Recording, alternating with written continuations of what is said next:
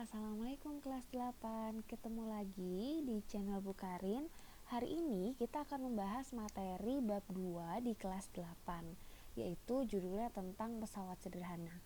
Yuk disiapin buku catatannya dan jangan lupa alat tulisnya juga ya. Oke, kita lanjut. Apa sih pesawat sederhana? Nah, pesawat sederhana itu ternyata bukan pesawat sederhana yang pesawat bisa terbang atau pesawat telepon atau pesawat yang lainnya ya.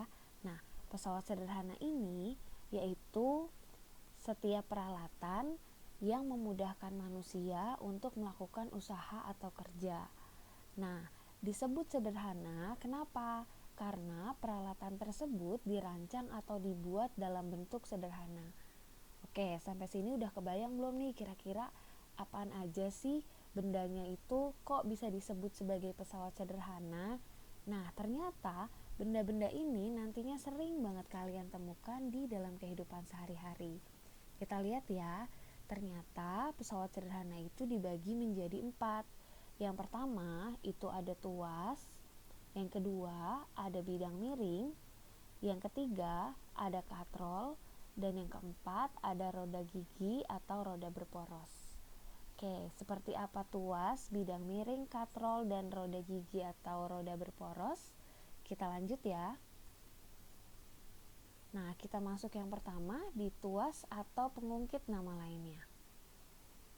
Oke, tuas atau pengungkit ini dia dibagi menjadi 3 bagian. Yang pertama, dia punya titik tumpu yang di tengah, jadi ini adalah gambar tuas ya. Nah, contohnya dalam kehidupan sehari-hari, kamu pasti pernah naik jungkat-jungkit kan? Atau kalau nggak pernah naik ya pernah lihat. Nah, sistemnya itu seperti timbangan, di mana dia punya tiga titik utama. Yang pertama ada titik tumpu, yang kedua ada titik beban, dan yang ketiga ada titik kuasa. Di sini bisa kita lihat langsung dari gambar, titik tumpu itu letaknya yang ada di tengah, sedangkan W ini adalah titik beban atau bebannya, dan F ini adalah kuasanya. Gitu, paham ya? Jadi dia punya 3 titik utama, titik tumpu, titik beban, dan titik kuasa, dilambangkan dengan T, W, dan F gitu. Nah, jarak antara titik tumpu dengan beban inilah yang kita sebut dengan LW atau lengan beban. Sedangkan jarak antara titik tumpu dengan kuasa inilah yang kita sebut sebagai lengan kuasa. Gitu, paham ya? Jadi ternyata tuas punya 3 titik utama. Oke, biar lebih paham lagi, kita bisa lihat satu-satu ya. Nah, ternyata tuas ini dibedakan menjadi 3. Apa aja tuh? Ada tuas jenis pertama nanti, kemudian ada tuas jenis kedua, dan tuas jenis ketiga. Oke, paham ya? Jadi ada 3. Nah, yang membedakan apa? Yang membedakan hanya letak di ketiga titiknya tadi, antara titik tumpu, titik beban, dan titik kuasa. Kita lihat dulu untuk di tuas jenis pertama, yaitu tuas yang titik tumpunya terletak di antara titik beban dan titik kuasa. Jadi kalau tuas jenis pertama itu dia normal ya, standar. Titik tumpunya pasti di tengah, di sebelah kirinya itu ada titik beban, dan di sebelah kanannya ada titik kuasa. Nah, makin panjang lengan kuasa, nah semakin panjang ininya nih lengan kuasa, maka gaya yang diperlukan untuk mengungkit beban tersebut itu akan semakin kecil. Contohnya apa sih? Nah, ini dia. Contoh alat-alat tuas jenis pertama. Kamu pasti pernah pakai gunting kan ya? Nah, yang tengah ini yang biasanya tuh kalau digunting dia tuh ada kayak lingkaran gitu. Nah, inilah yang disebut sebagai titik tumpu. Nah, titik beban berarti bebannya. Artinya kalau misalnya kamu untuk gunting kertas, berarti bebannya ini di kertas. Gitu. Nah, titik kuasa adalah jari kita nih yang masuk ke dalam lingkaran gunting ini. Nah, kalau polanya beban, tumpu, dan kuasa, tumpunya di tengah berarti dia pasti tuasnya jenis pertama. Gitu. Nah, begitu juga dengan tang. tang berarti di sini dia titik tumpu, di sini titik beban, dan di sini adalah titik kuasa. Pokoknya titik kuasa adalah titik yang dekat sama kita, ya. Nah, kemudian timbangan yang ketiga. Nah, timbangan ini juga sama nih. Di sini yang tengahnya adalah titik tumpu, begitu juga dengan papan jungkat-jungkit. Nah, di tengahnya sini adalah titik tumpu. Gitu, bisa dipahami ya? Itu tuas jenis pertama.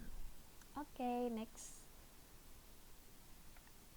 Nah, pemakaian tuas jenis pertama dalam kehidupan sehari-hari ini tadi. Lebih jelasnya, detailnya ini nih yang tadi lingkaran, titik tumpu, di sini titik beban, sini titik kuasa. Pokoknya kuasa itu adalah usaha. Jadi kita ada di kita, sedangkan kalau beban itu berarti di sini nanti ada bendanya, kemudian tumpunya di tengah. Paham ya? Jadi, kalau polanya tumpunya di tengah, berarti dia adalah tuas jenis pertama. Oke, selanjutnya ada tuas jenis kedua. Nah, tuas jenis kedua ini yang membedakan dengan tuas jenis pertama. Tadi kalau tuas jenis pertama titik tumpunya ada di mana? Di tengah kan? Sedangkan kalau untuk tuas jenis kedua titik tumpunya ada di paling pinggir. Jadi tuas jenis kedua yaitu tuas yang bebannya atau W terletak di antara tumpu dan titik kuasa. Jadi bebannya yang di tengah. Bebannya yang di tengah, kemudian di sebelah kirinya ada titik tumpu dan di sebelah kanannya ada titik kuasa. Oke, biar lebih paham, kita lihat contohnya ya. Nah, di sini ada siapa nih? Contohnya pembuka tutup botol. Nah, pasti kalian pernah pakai ya. Kemudian ada gerobak dorong, ini maksudnya adalah gerobak roda 1 yang suka ada di material itu buat ngangkat semen atau batu dan lain sebagainya. Kemudian ini pemotong kertas dan ini adalah pemecah kemiri. Bagaimana dia prinsip untuk tumpu beban sama kuasanya, letaknya kita lihat di sini. Oke. Nah, tuas jenis kedua tadi dibilang tuas jenis kedua ini titik tumpunya itu ada di pinggir dan titik beban di tengah di antara titik kuasa dan titik tumpu. Jadi kalau dipakein gambar, nah di sini contoh yang gerobak roda 1 tadi ya. Nah, titik tumpunya ada di pinggir. Beda dengan tuas jenis pertama tadi. Kalau tuas jenis pertama tadi titik tumpunya di tengah, ya kan? Nah, kalau tuas jenis kedua titik tumpunya ada di pinggir, kemudian yang di tengah adalah beban. Nah, yang di atas sini adalah kuasa. Gitu, paham ya? Jadi urutannya adalah kuasa, beban, tumpu. Atau lebih gampangnya yang di tengahnya adalah titik beban. Kalau yang tuas jenis pertama tadi yang di tengahnya adalah titik tumpu. Gitu. Paham ya? Oke. Selanjutnya yang ketiga, tuas jenis ketiga beda lagi dengan tuas jenis pertama dan kedua. Kalau tuas jenis ketiga yang di tengah adalah titik kuasa, ya. Nah, yang di tengah adalah titik kuasa nih. Ingat, tadi yang di tuas jenis pertama yang di tengah adalah tumpu, tuas jenis kedua yang di tengah adalah beban, dan yang tuas jenis ketiga yang di tengah adalah kuasanya. Gitu. Nah, contohnya ada apa aja nih? Di sini ada pinset. Pinset itu penjepit. Kemudian di sini juga ada penjepit roti. Kemudian siku lengan kita itu juga ternyata menerapkan prinsip tuas jenis ketiga. Kemudian ada staples dan yang terakhir ada sekop. Bagaimana penggunaannya dan polanya? Nah, seperti ini. Ya, jadi ini contoh di sekop nih. Ingat tadi kuasanya ada di tengah, kemudian yang di sininya ada titik tumpu dan bebannya ini yang untuk naruh pasirnya. Ya kan? Jadi bebannya untuk naruh pasirnya. Kemudian F ini tangan kita. Nah, di sini berarti tangan kamu. Kemudian tumpunya ada di atasnya. Gitu. Oke. Paham ya?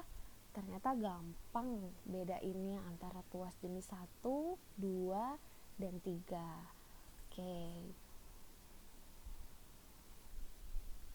Oke, selanjutnya ternyata kalau untuk di SMP itu kalian sudah mulai menggunakan rumus nih kalau untuk menghitung tuas atau pengungkit, bidang miring, dan katrol nantinya. Waktu di SD kan hanya pembagiannya aja ya. Nah kalau di SMP itu sekarang sudah ada perhitungannya. Makanya nih gimana sih rumus untuk tuas atau pengungkit? Susah nggak ya? Kita perhatiin ya sekarang. Nah ini dia. Untuk rumus tuas adalah W dikali LB sama dengan F dikali LK. Apa sih W, LB, F, dan LK? Nah, kita lihat dulu gambarnya. Di sini gambarnya itu contohnya adalah si jungka-jungkit tadi ya, yang gampang. Nah, yang O ini adalah titik tumpu, yang warna kuning ini adalah titik tumpu. Kemudian W ini adalah weight, berarti beratnya. Kemudian yang di atas ini adalah F, berarti dia kuasa. Jangan lupa diingetin lagi jarak antara titik tumpu dengan beban, maka dia disebut sebagai LB. Siapa itu LB? Lengan beban. Nah, jarak antara titik tumpu dengan kuasa disebut sebagai LK atau lengan kuasa. Maka didapatkan rumusnya untuk mencari tuas adalah W dikali LB sama dengan F dikali LK. W dikali LB sama dengan F dikali LK. Ya, nah kalau misalnya dicari keuntungan mekanis, disuruh mencari keuntungan mekanis atau lambangnya itu KM, nah maka didapatkan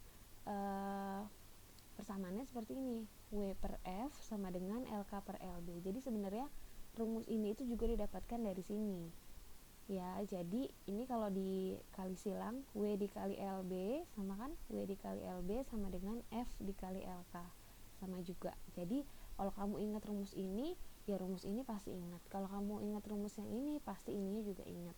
Nah, keterangannya tadi ya yang udah ibu jelasin, W itu adalah beban, kemudian F adalah kuasa, LW adalah lengan beban atau LB di sini ya, lengan beban, LF itu sama aja LK, lengan kuasa.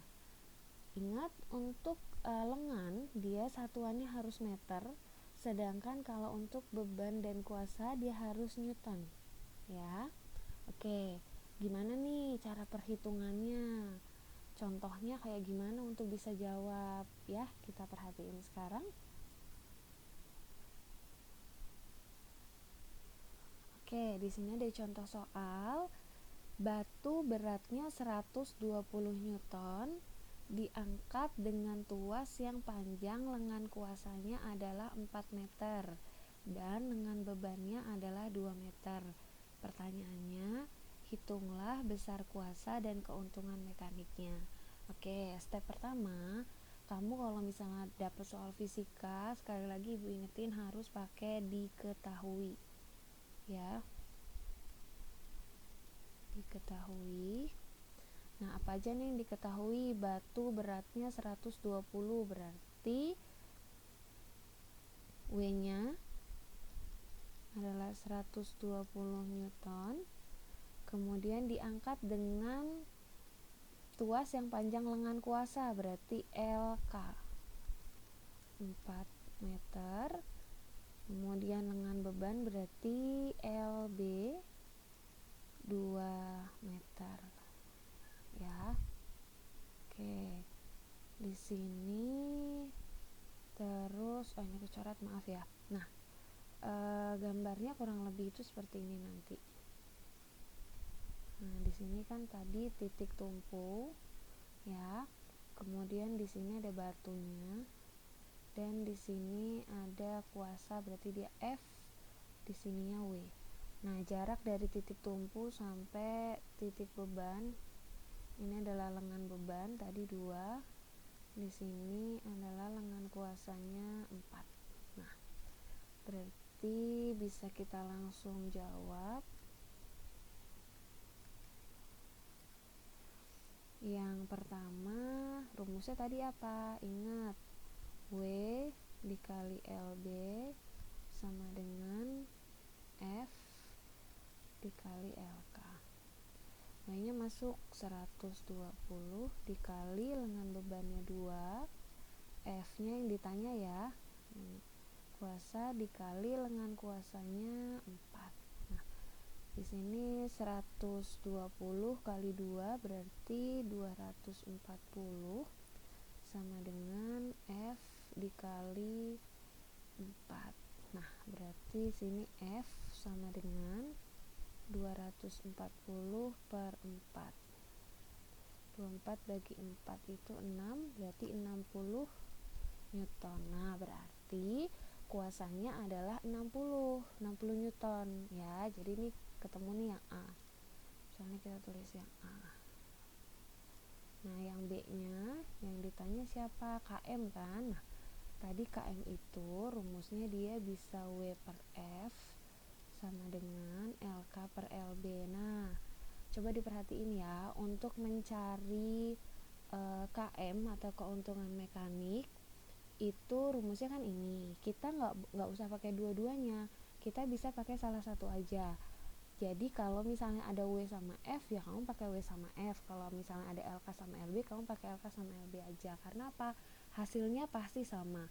Kalau hasilnya beda antara W per F dengan LK per LB, maka jawaban kamu yang untuk mencari di bagian sebelumnya berarti ada yang salah. Ya, kita coba ya. Kita pakai yang W per F. Berarti W-nya berapa nih? 120. F-nya tadi berapa? 60 kan? Nah, sama dengan berapa nih?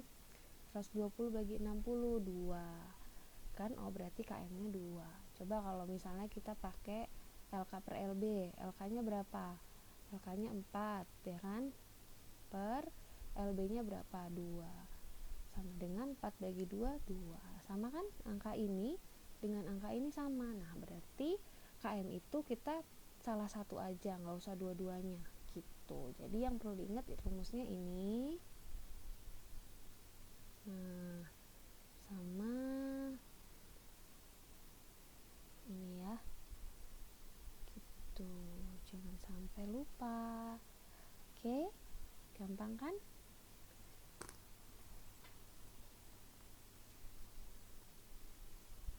Selanjutnya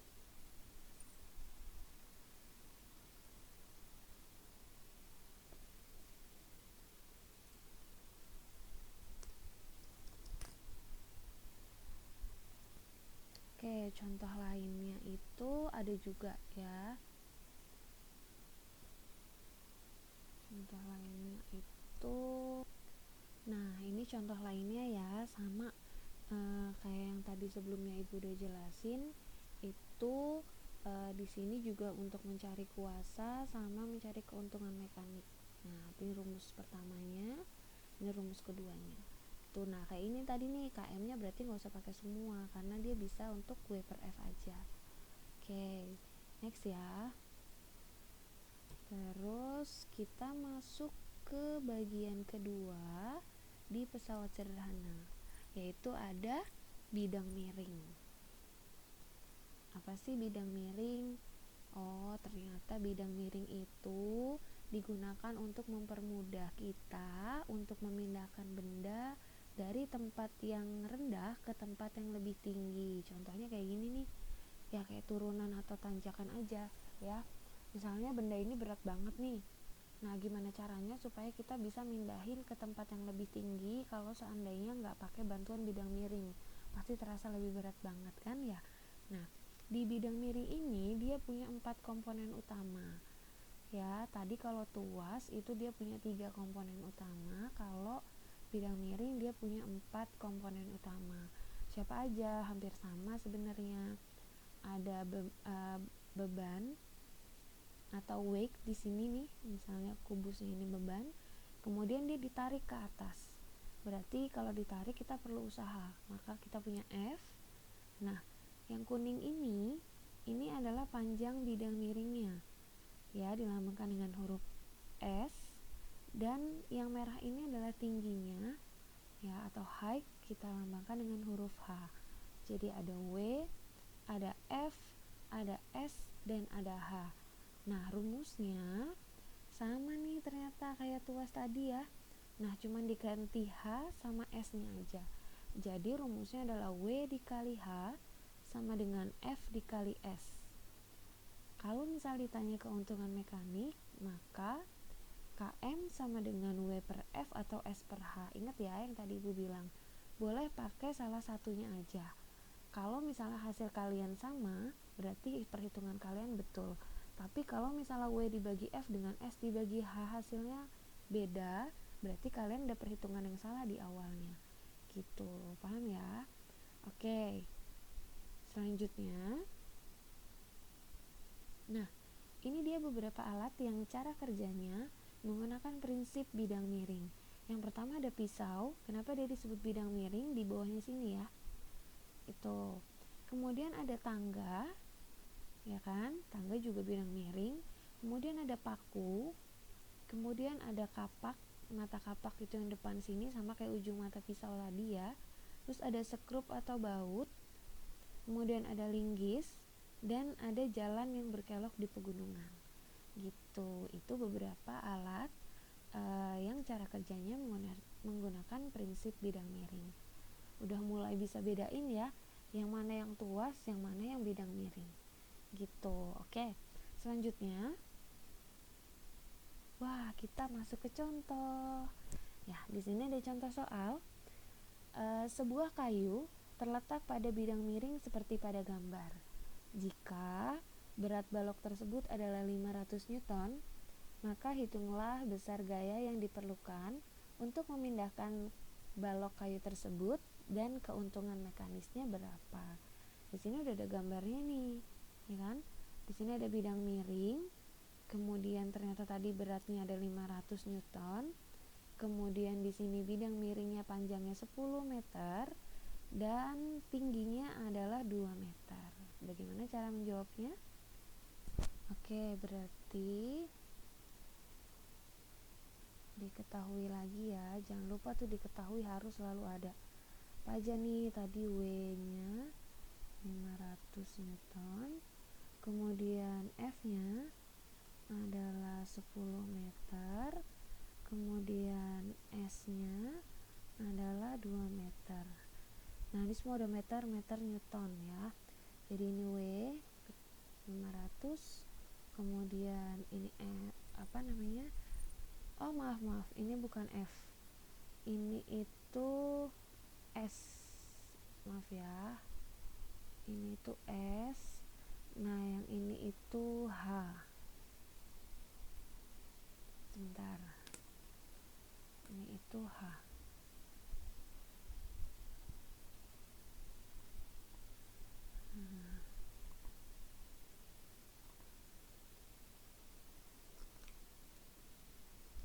Nah, ini H ya, maaf. Jadi di sini S-nya, di sini H-nya. Nah, apa yang ditanya? Yang ditanya adalah sama kayak tadi, F-nya dan KM. Nah, kita jawab nih. Udah bisa jawab. Yang A dulu ya. Tadi rumusnya apa? W dikali H sama dengan F dikali S. Gitu.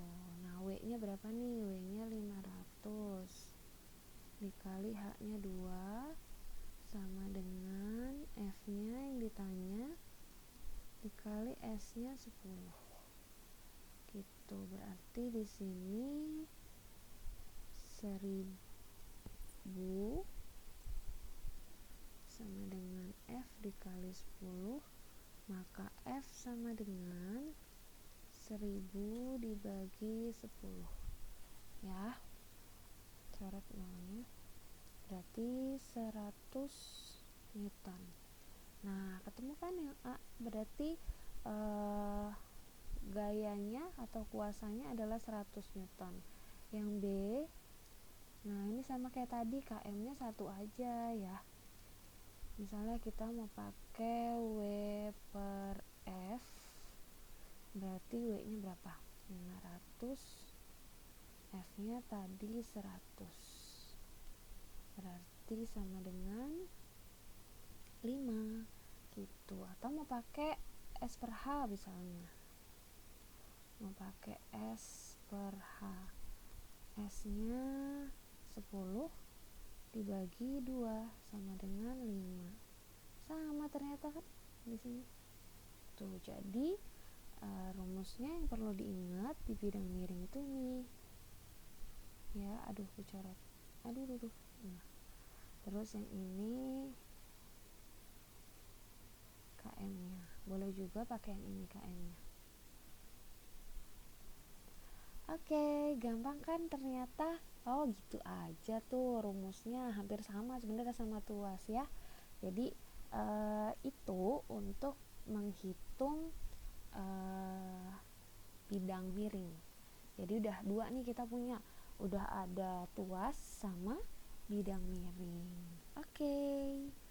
Selanjutnya nanti kita ke katrol ya.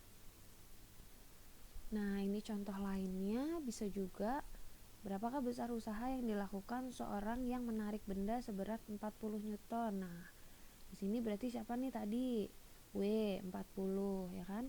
S-nya ini yang miring, bidang miringnya 2 meter, benar. Hanya 1 meter. Yang ditanya F sama KM. Nah, dapat rumusnya W kali H sama dengan F dikali S. Perhitungannya sama seperti tadi persis. Ketemu F-nya 20. KM-nya berarti W, ini dia berarti pakai W per F. W-nya kan berapa tadi? 40. F-nya berapa? 20. Hasilnya 2. Kalau pakai S per H, misal S-nya berapa? 2 dibagi H-nya 1. Hasilnya juga 2. Sama kan? Gitu. Ternyata mudah ya. Oke, nanti di akhir Ibu bakal kasih latihan, tapi nanti ya di slide yang berbeda. Oke, sampai di sini dulu.